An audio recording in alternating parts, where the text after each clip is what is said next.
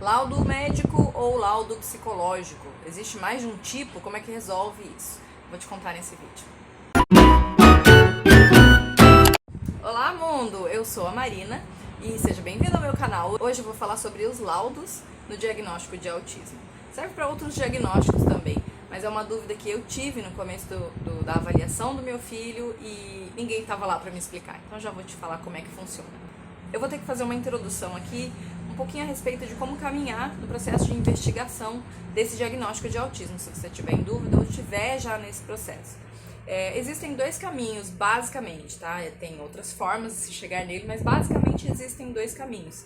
E um é o inverso do outro. Vou explicar.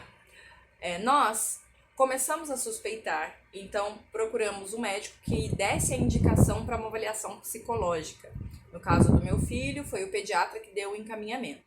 E aí ele começou a passar com a psicóloga, fez lá todas as sessões com a psicóloga, testes, enfim. Ela finalizou essa avaliação dela com um laudo psicológico.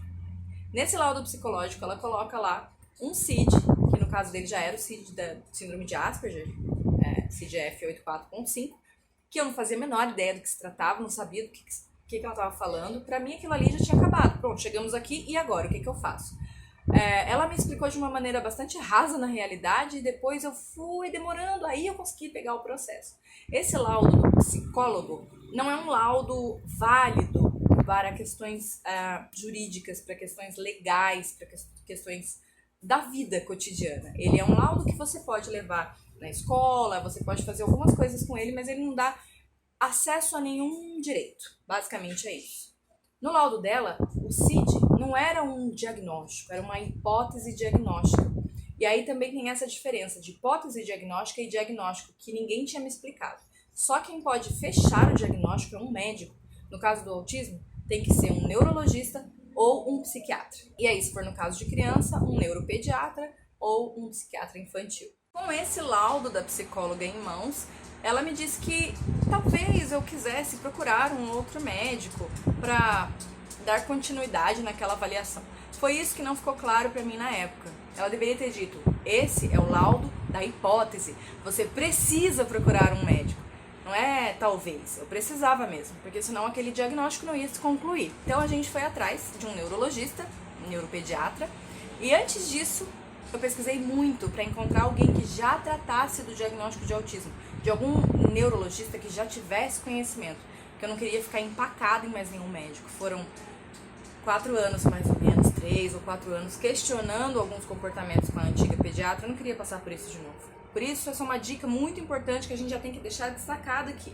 Quando se trata do diagnóstico de autismo, TDAH também, procure profissionais que tenham experiência nessa área.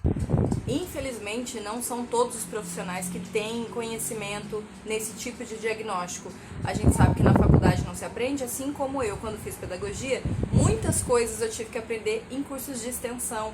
Agora eu estou aprendendo na pós, a gente não aprende tudo. E não são todos os profissionais, isso em todas as áreas, não são todos os profissionais que se engajam em todas as questões. Então, se for esse diagnóstico, autismo ou TDAH, procure quem já tenha experiência na área, que vai facilitar também a sua vida. Nesse médico, aí sim, no neurologista, que leu o relato dessa psicóloga que fez a avaliação, ele leu lá os critérios que ela colocou, as características que ela escreveu. O laudo do Samuel psicológico, ele foi até pequeno, ele tinha poucas observações, o meu tinha 10 páginas. Então, alguns laudos são maiores, alguns laudos vêm com escalas de teste, eles são todos diferentes, depende do profissional, se ele vai colocar mais ou menos detalhes. Mas esse documento é o que vai dizer para o neurologista não vai aplicar testes. Ele vai avaliar esse relatório, esse laudo psicológico, para ele dizer sim, ele já vai fechar o diagnóstico, concordo com esse profissional, e geralmente ele já dá o laudo ali na primeira, ou demora mais umas 2 consultas, se for o caso dele querer conhecer melhor o paciente. E então, posteriormente, ele te dá o laudo, aí esse sim é válido para questões de acesso a direitos. É o laudo médico, que tem o CID, carimbo do médico, algumas especificações que ele pode colocar, precisa de suporte pedagógico, precisa... Ali que vão ter esses detalhes, mas é o laudo feito pelo médico. Esse é o laudo que tem validade legal, certo?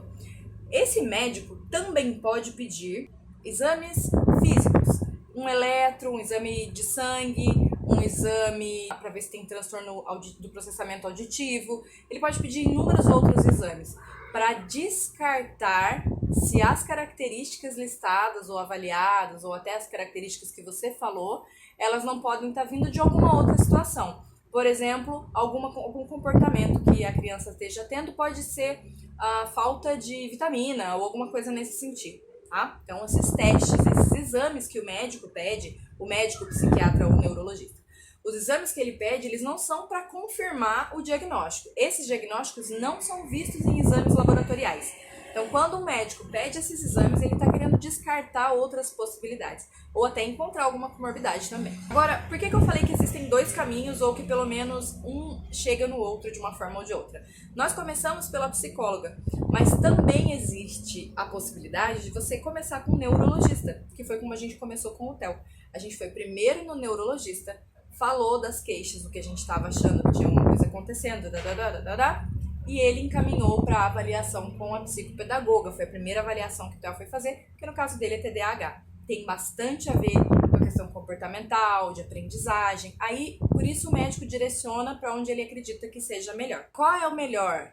Começar pelo psicólogo, começar pelo neurologista ou pelo psiquiatra? Cada pessoa fala que se sente mais confortável, que foi melhor a experiência de uma maneira. Tem gente que fez de um caminho e fala que deveria ter feito outro. Eu acho que o caminho que a gente fez foi bom, foi tranquilo, a gente não teve problema, não acho que os diagnósticos demoraram mais ou menos por ter começado por um lado ou por outro. O diagnóstico do Theo começou pelo neurologista, do Samuel começou pelo psicólogo, o meu pelo neuropsicólogo.